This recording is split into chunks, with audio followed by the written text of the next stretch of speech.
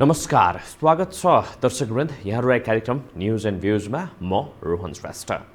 News and भ्यूजको आजको यस श्रृङ्खलामा हामीले मूलभूत न्यूजको रूपमा लिएका छौं प्रधानमन्त्रीको पशुपति दर्शन। हजुर, प्रधानमन्त्री केपी शर्मा ओली हिजो पशुपतिनाथ दलबलको साथमा पुग्नु भएको छ। सपत्नी पशुपतिको यात्रा गरेर उहाँले आराध्य देव भगवान पशुपतिनाथको दर्शन पूजा आराधना गर्नु भएको छ भनेदेखि 1.25 लाख बत्ती पनि राष्ट्रको नाममा, राष्ट्रवासीको नाममा, राष्ट्रमा सुसंस्कार भित्रियोस् भन्ने मनस्थितिको साथमा प्रज्वलन गर्नु भएको भन्ने खबरहरू पनि प्राप्त भइरहेको छ। एकातिर प्रधानमन्त्रीको तीर्थाटन पशुपतिको यात्रा र अर्कोतिर के साँच्चै नै कम्युनिस्टहरू धार्मिक छन् त, कम्युनिस्ट भित्र धर्म छ त? किनभने धर्मलाई जहिले पनि, अझ विशेष त हिन्दू धर्मलाई कम्युनिस्टले अफिमको संज्ञा दिएको छ। धर्मलाई अफिम मान्ने कम्युनिस्ट प्रधानमन्त्री आज सोमबारको अवसरमा, हिजो सोमबारको अवसरमा, आज मंगलबार भइसकेको अवस्था रहेको छ, आजको यो समयमा पशुपतिनाथको दर्शन गर्न पुगेका छन्। साँच्चै नै उमेरको कारणले गर्दाखेरि उहाँ शरणागत हुनु भएको छ अथवा धर्मरायको कुर्सी जोगाउनको लागि शिवालयको यात्रा गर्नु भएको छ अथवा यो भित्रको राजनीति के रहेको छ अथवा संहिता र धर्मनिरपेक्षता माथि नै एउटा किसिमको चाहिँ प्रश्न चिन्ह उब्जिएको छ। यावत प्रश्न चिन्ह आम सर्वसाधारणको, आम नेपाली जनताको मन मस्तिष्कमा पनि छ। केही बेर अगाडि मात्रै हामीले एउटा समाचार प्राप्त गरेका छौं दर्शकवृन्द। हिजो प्रधानमन्त्रीको पशुपति यात्रालाई लिएर आज मात्रै दाहाल नेपाल पक्षका नेता भीम रावलले पाप पखाल्नको लागि पशुपतिको यात्रा गरे प्रधानमन्त्रीले भन्ने किसिमको स्टेटमेन्ट दिनु भएको छ। यो भित्रको सत्यता के रहेको छ? आजको हाम्रो न्यूज एन्ड भ्यूजको टपिक यही नै रहेको छ। सबैभन्दा पहिला विषय प्रवेश हामी गरिसकेका छौं। हामीसँग प्रधानमन्त्रीले सपत्नी गर्नुभएको पशुपतिनाथको यात्रालाई लिएर समेटेर हामीले एउटा रिपोर्ट तयार गरेका छौं। आउनुहोस् सो रिपोर्ट यहाँहरुको लागि अहिलेको क्रममा।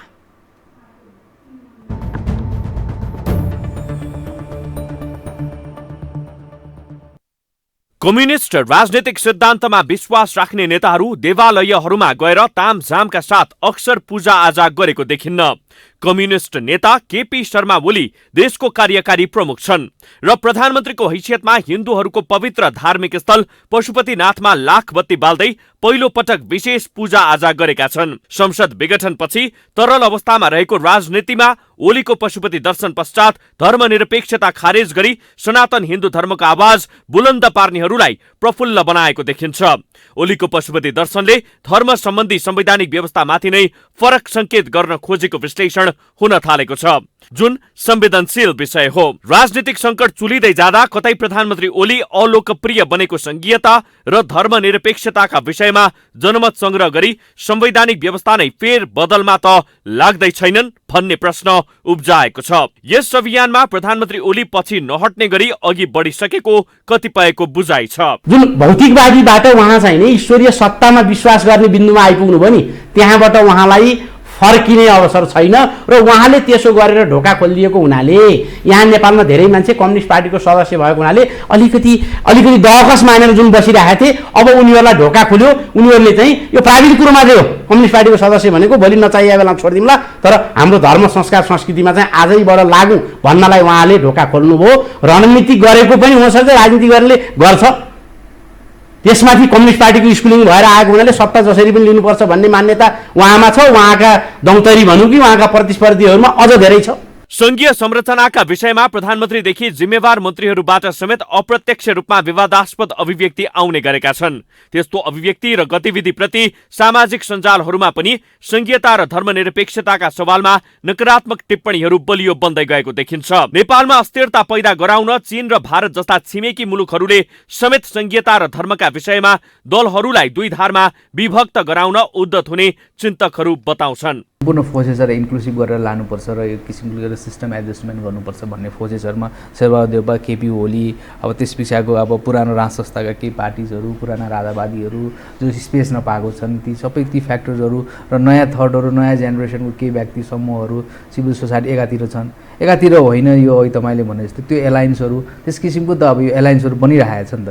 त्यो अब कति एलायन्सहरू कति फुक्दै जान्छ बन्दै जान्छ सबै फ्याक्टर्सहरू चाहिँ त्यस किसिमले मिलेर कसरी यसलाई चाहिँ अब एक्जिट गर्ने भन्ने कुरामा लागेको छन् जस्तो त्यसमा इन्टरनल एक्सटर्नल फोर्सेसहरू पनि छन् कुन कुन शक्तिहरूमा छन् अब यसमा भोलि गएर चाइना र इन्डिया एकै ठाउँमा आउन सक्छ। हुन परि संसद विघटन पछिको तरल अवस्थामा र आफ्नो प्रतिष्ठा जोगाउने होडमा रहेका एउटै पार्टीका नेताहरू पनि संघीयता र धर्मनिरपेक्षताका सवालमा पक्ष विपक्षमा अभिव्यक्ति दिइरहेका छन्। पार्टीभित्रै दुई चिरा परेका नेताहरूको मतले चिचिलो अवस्थामै रहेको संघीयता र धर्मनिरपेक्षता धरापमा पर्न सक्ने देखिन्छ।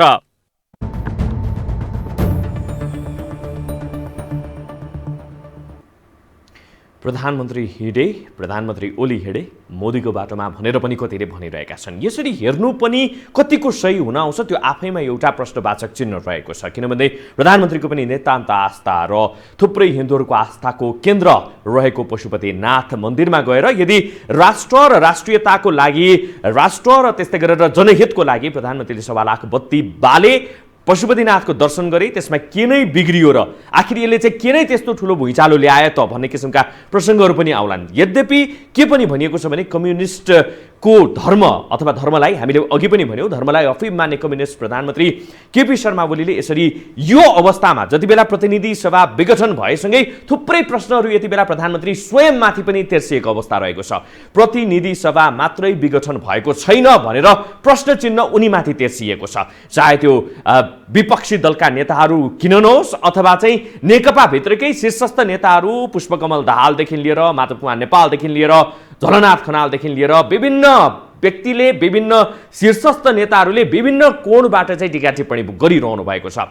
यस अर्थमा पनि कि संसद विघटन मात्रै प्रधानमन्त्रीले गरेका छैनन्, संसद विघटनसँगै लामो त्याग, लामो तपस्यापछि प्राप्त संविधानको मूल मर्ममाथि नै उनले हिर्काउने प्रयास गरेका छन्। उनले निर्मम प्रहार गरेका छन्। संविधानमाथि संविधान विघटन गरेको अवस्था रहेको छ, गणतन्त्र विघटन भएको अवस्था रहेको छ। संघीयता उपलब्धि, संविधानबाट प्राप्त उपलब्धि, संघीयता धर्मनिरपेक्षतामाथि प्रधानमन्त्रीले प्रहार गर्नु भएको छ भन्ने किसिमका अभिव्यक्तिहरू आइरहँदाखेरि अचानक यसरी प्रधानमन्त्रीको पशुपतिनाथ भ्रमणले एउटा आम जनमानसमा प्रश्न चिन्ह चाहिँ अवश्य पनि लिएरै आएको नै छ। यसै सिलसिलामा के साँच्चै नै कम्युनिस्टहरूले धर्म मान्दैनन् अथवा चाहिँ धर्मलाई खालि एउटा चाहिँ राजनीतिक खुड्किला सत्ता प्राप्तिको बाटो मात्रै बनाइरहेका छन् अथवा के साँच्चै नै नेपाल धर्मनिरपेक्ष हुन सक्छ अथवा धर्म स्वतन्त्र हुन सक्छ, हिन्दू राष्ट्र कायम हुनुपर्छ भन्ने कुरामा पनि थुप्रै टीका टिप्पणीहरू यति बेला भइरहेका छन्, विश्लेषणहरू यति बेला भइरहेका छन्। यसै सेरोफेरोमा यो टेलिभिजनसँग डाक्टर निर्मलमणि अधिकारीले कुराकानी गर्नुभएको थियो। उहाँसँग गरिएको कुराकानीको केही अंश अबको क्रममा।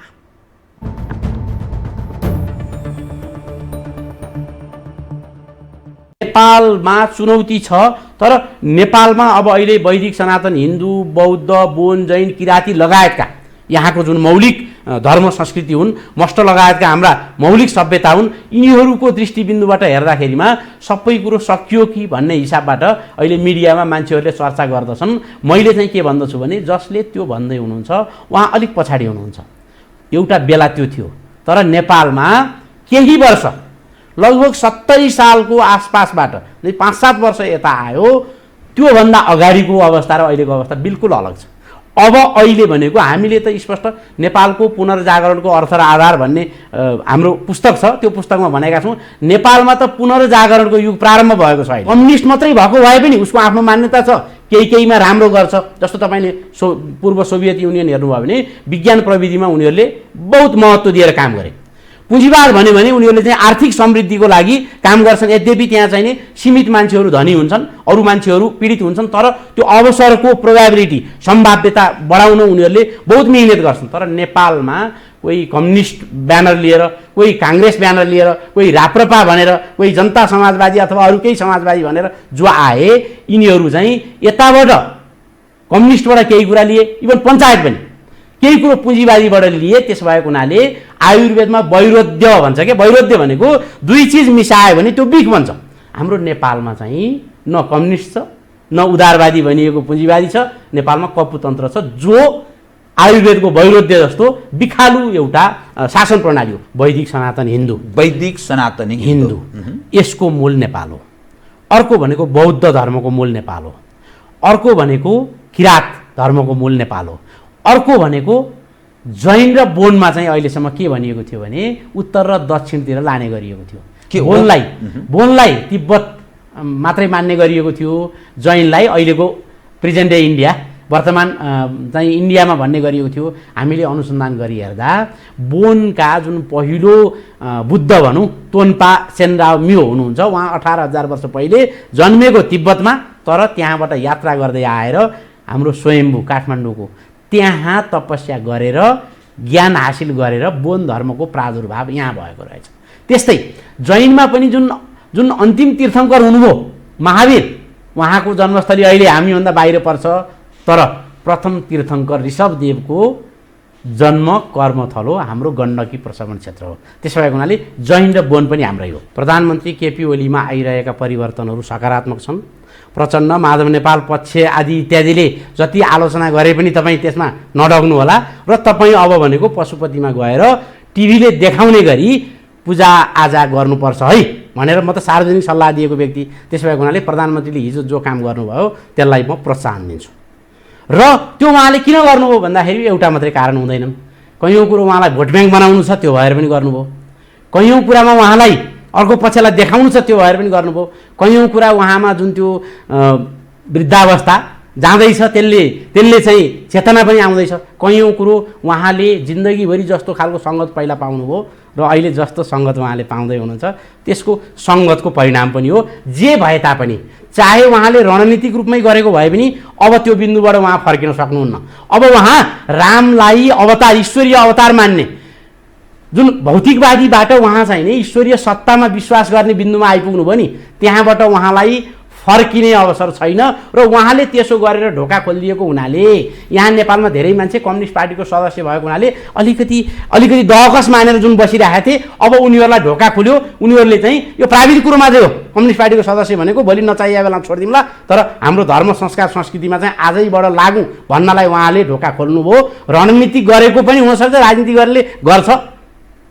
त्यसमाथि कम्युनिस्ट पार्टीको स्कुलिङ भएर आएको हुनाले सत्ता जसरी पनि लिनुपर्छ भन्ने मान्यता उहाँमा छ। उहाँका दौतरी भनौँ कि उहाँका प्रतिस्पर्धीहरूमा अझ धेरै छ।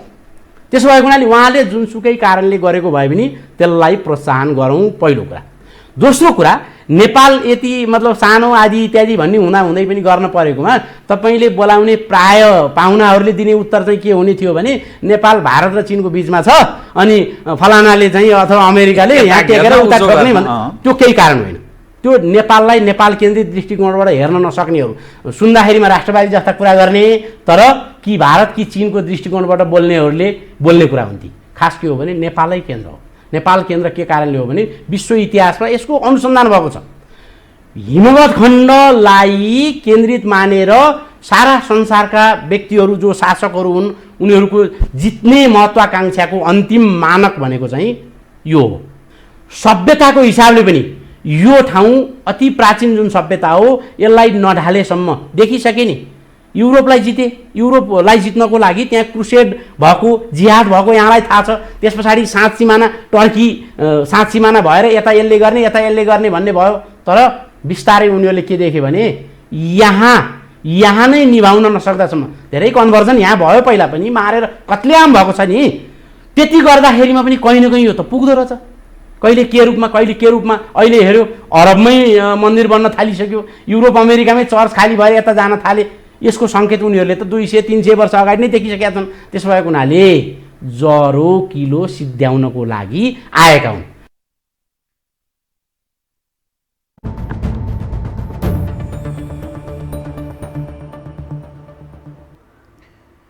डाक्टर अधिकारीले भने चाहिँ के साँच्चै नै राममा ईश्वर देख्न थालेका हुन् त प्रधानमन्त्रीले? के साँच्चै नै पत्थरमा शिवलिङ्ग अथवा भन्नुपर्दाखेरि पत्थरमा महादेव ईश्वरीय तत्त्व देख्न थालेका हुन् त प्रधानमन्त्रीले? अथवा मात्र यो एउटा राजनीति हो? अथवा साँच्चै नै प्रधानमन्त्रीको उमेरको कारणले गर्दाखेरि आज यो भइरहेको छ? अथवा साँच्चै नै प्रधानमन्त्रीभित्र एउटा ब्रह्मचिन्तन जागृत भएको छ, ब्रह्मचेतना जागृत भएको छ?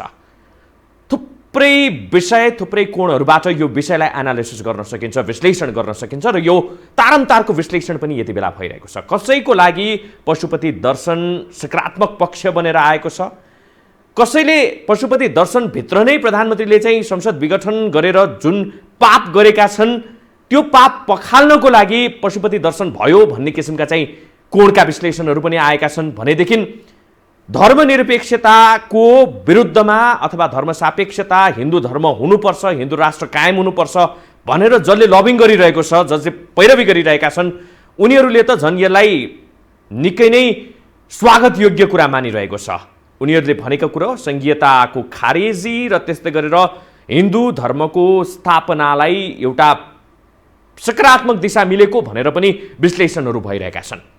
यस्तै विश्लेषण यति बेला हामीले फेरि पनि यहाँहरूमाझ प्रस्तुत गर्ने प्रयास गरेका छौँ। एकजना राजनीतिक विश्लेषक हुनुहुन्छ विज्ञान प्रसाई, उहाँले पनि यो टेलिभिजनसँग गर्नुभएको कुराकानीको अंश अबको प्रस्तुतितर्फ, र त्यसपछि हामी यहाँहरूमाझ टेलिफोन लिनेछौँ, यहाँहरूको पनि विचार हामीले चाहिँ लिने प्रयास गर्नेछौँ र हाम्रो टेलिफोन नम्बर 4487 641 मा फोन गर्न सक्नुहुनेछ। तर त्योभन्दा अगाडि आउनुहोस् विज्ञान प्रसाईको भनाई।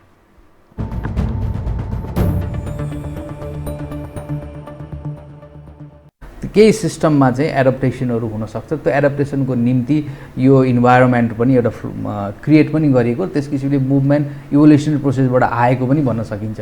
त्यस कारण यो तपाईँले भने चाहिँ ठ्याक्कै यो त्यसरी नै गएको वास्तवमा। प्रचण्डजी यो यो गणतन्त्र सङ्घीयता पक्षधरहरू संसद पुनर्स्थापना गर्नुपर्छ भन्ने पक्षको छन् जुन छ, र एउटा पक्षहरू जो छ अब होइन, अब यो यसबाट हुँदैन, यो सिस्टम कोल्याप्स भएकै ठिक छ, किनभने सिस्टम वर्क आउट भएको छैन, चेन्ज इज इनिभिटेबल। अब चेन्ज चाहिन्छ नै, चेन्ज चाहिन्छ भने अब यो फेरि संसद पुनर्स्थापना गरेर यसमा अगाडि बढेर त्यसको कुनै माने छैन, खालि कसले खाने भन्ने कुरा मात्रै। फेरि यो जनताको पोलराइजेसन पनि होइन, यो पोलिटिकल पार्टिजहरूको पोलराइजेसन हो। जुन अहिले जुन यो पुनर्स्थापना हुनुपर्छ हुनु पर्दैन भन्ने आवाज जनताले उठाएका छैनन्। जनतालाई it doesn't make a difference, किन जनतालाई यो केपी ओली हटाएर प्रचण्ड आउँदा के फरक, संहिता हटाएर ऊ आउँदा के, त्यो अर्को आउँदा के, यसले के पनि भएन भन्ने कुरा त देखिसक्यो। त्यहाँदेखि इज कागलाई बेल पाकै हर्षन विस्मत भनेपछि जनतालाई त्यो कुरामा चासो गएर खालि यो सत्ता कसले कसरी कब्जा गर्ने भन्ने कुराहरूमा चाहिँ मात्रै उनीहरूको यो पोलराइजेसन देखिएको छ। तर यो पोलराइजेसनले गरेर भोलि गएर सिस्टममा चेन्ज हुन्छ र अरू फ्याक्टरहरूलाई पनि एडजस्ट गरेर अगाडि, त्यो नै सबभन्दा विकल्प र राम्रो विकल्प हो भने त्यही नै हो। धेरैले चाहने पनि पहिलो कुरो त पुनर्स्थापना भयो भने अब एक्टरहरू चेन्ज हुने मात्रै हुन्। केपी ओलीको ठाउँमा प्रचण्ड अथवा शेरबहादुर देउवा कोही प्राइम मिनिस्टर हुने, त्यसले खासै तात्विक डिफ्रेन्स जनतालाई केही हुँदैन, खालि के भन्छ पोलिटिकल स्टेबिलिटी भइरहन्छ, चुनावमा गइरहनु पर्दैन भन्ने। तर अब त्यो लिङ्गरिङ कति जनसम्म गरिरहने भन्ने कुरा एउटा। अब चुनाव भयो भने चुनाव नहुन सक्ने सम्भावना बढी छ। वैशाखमा मात्रै होइन, मङ्सिरमा पनि चुनाव नहुन सक्छ। किन तपाईँलाई त्यस्तो लाग्यो? किन हुन सक्छ भने यो चुनावमा जाने कारण चाहिँ सिस्टम एडजस्टमेन्टको निम्ति इन्भाइरोमेन्ट क्रिएट भइरहेको हुनाले चुनावै जानको निम्ति मात्रै चुनावमा गएको हो जस्तो मलाई लाग्दैन। यो सम्पूर्ण जुन पोलराइजेसन भइरहेछ त्यो पोलराइजेसनले के हिन गरिरहेछ भने सिस्टम चेन्जको, केही सिस्टम एडजस्ट, त्यो डिजाइनभित्रै कुनै प्लानले काम गरिरहेछ। एक्ज्याक्टली त्यो डिजाइनभित्र भइरहेको हुनाले चुनाव हुन नसक्ने कारण के छ भने चुनावमा जानु हुँदैन भन्ने खालको यो चाहिँ असंवैधानिक हो। असंवैधानिक कुरालाई चुनावमा जानु हुँदैन भन्ने फोर्सेसहरू पार्टी विभिन्न पार्टी वर्गहरूबाट आइरहेछ। जस्तै ज्ञानेन्द्र शाहले गरेको चुनाव चाहिँ डिरेल भयो नि, त्यस किसिमले यो चुनावलाई डिरेल गराउने खेल त्यहाँभित्र हुन्छ र यो चुनाव हुन नसकेपछि पोलिटिकल केओस मेस हुन्छ। मेस भयो राजनीतिक अन्यल हुन्छ। अनि अन्यलमा त्यस पछाडि जुन डिजाइनको मेन प्लेयरहरू they come in the scene, फ्रन्टमा आउँछ, अगाडि देखा पर्छ। अनि सिनमा आएर अब के गर्ने त भन्दाखेरि लेट्स डु दिस एडजस्टमेन्ट, यो सिस्टममा यो एडजस्टमेन्ट गरौँ अनि लेट्स मुभ अहेड भनेर यो सिस्टम चेन्जको एडजस्टमेन्टको निम्ति यो सिनेरियोहरू बनिरहेको हो। त्यस कारण मलाई कहाँ लाग्छ पुनर्स्थापना पनि हुँदैन, चुनाव पनि हुँदैन। सिस्टम चेन्जको एडजस्टमेन्टको लागि बनेको कुराहरूमा त्यो चाहिँ अब त्यो सिस्टम कहाँ एडजस्ट गर्छ के गर्छ त्यस पछाडि मात्रै अगाडि जान्छ भन्ने मेरो बुझाइ छ।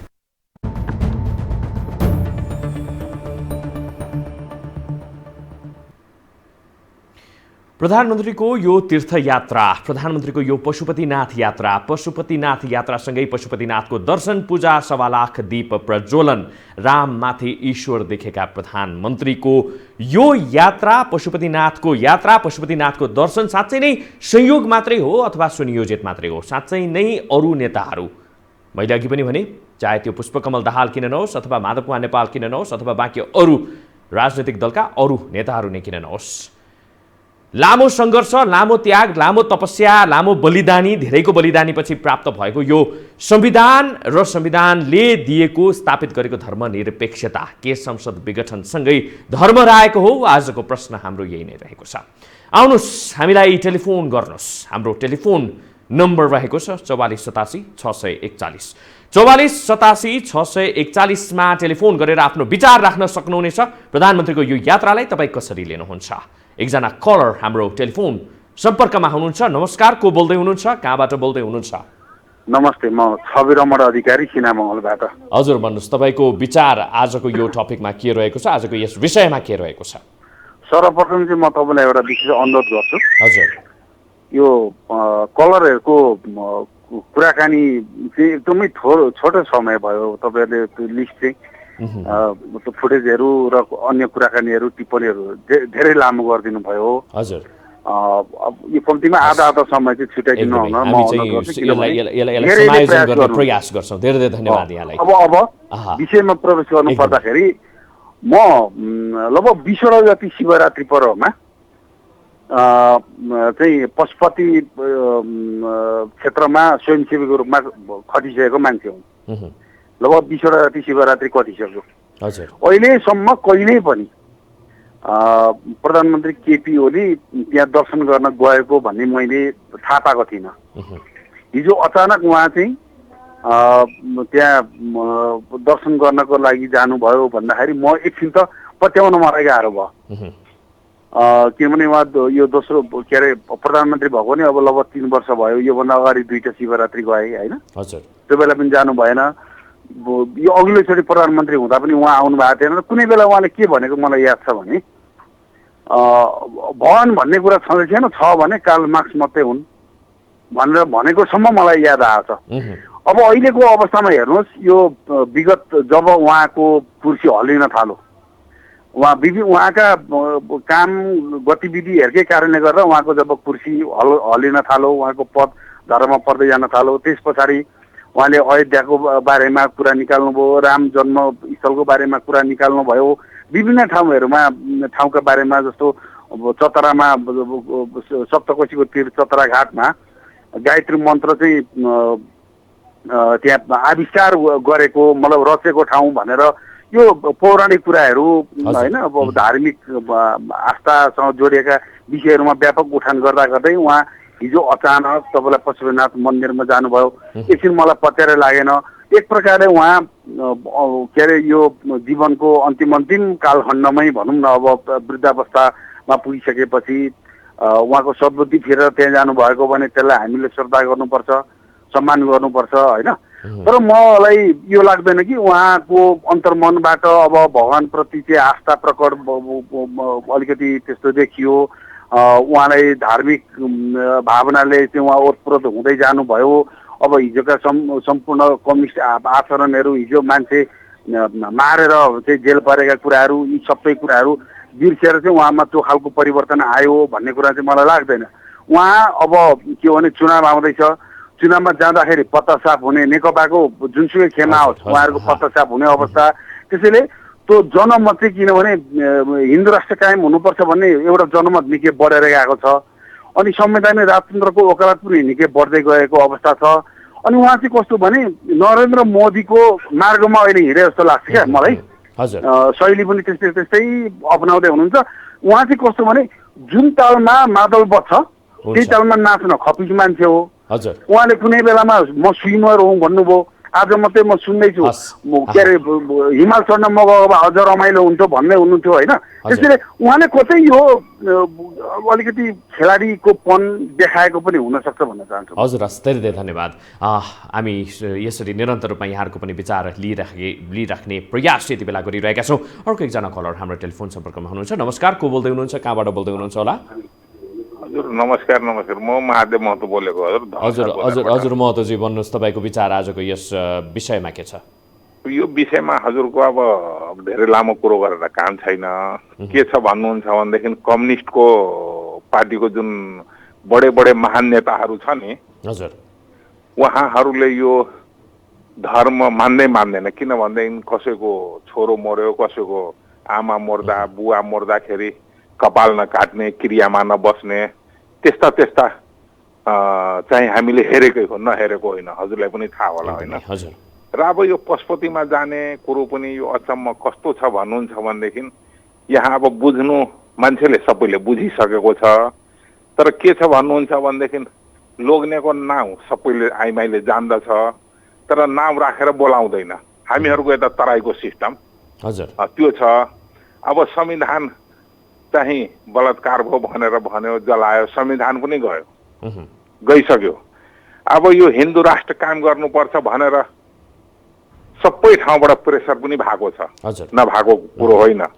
यो सङ्केत पनि त्यही हो, यो हिन्दू राष्ट्र कायम गर्ने यो सङ्केत दिइसक्यो, नदिने होइन। अब कोही चुनाव हुन्छ भन्छ, यो सबै यो ड्रामा मात्रै हो। किन ड्रामा हो भन्नुहुन्छ भनेदेखि एकजनाले भन्छ सदन विघटन गरे कुनै पनि हालतमा चाहिँ यो जीवित हुन सक्दैन, अर्कोले के भन्छ भन्नुहुन्छ भनेदेखि कुनै पनि हालतमा चुनाव गर्नु नदिने। हजुर कांग्रेस र राजापालले त केही बोलेको धेरै धेरै धन्यवाद यहाँलाई, यहाँले आफ्नो विचार राखिदिनु भयो। हस्, धेरै धेरै धन्यवाद। दर्शक यसरी हामी निरन्तर रूपमा चाहिँ यहाँहरूको पनि आवाजहरू राख्ने प्रयास गरिरहेका छौँ। यद्यपि हामीले समय समायोजनको कारणले गर्दाखेरि धेरै कलरहरू लिन सकिरहेका छैनौँ। हामी आउने एपिसोडहरूमा, आउने श्रृङ्खलाहरूमा यसलाई समायोजन गर्ने प्रयास यति बेला गरिरहेका छौँ। अर्को एकजना कलर हाम्रो टेलिफोन सम्पर्कमा हुनुहुन्छ। नमस्कार, को बोल्दै हुनुहुन्छ, कहाँबाट होला? हेलो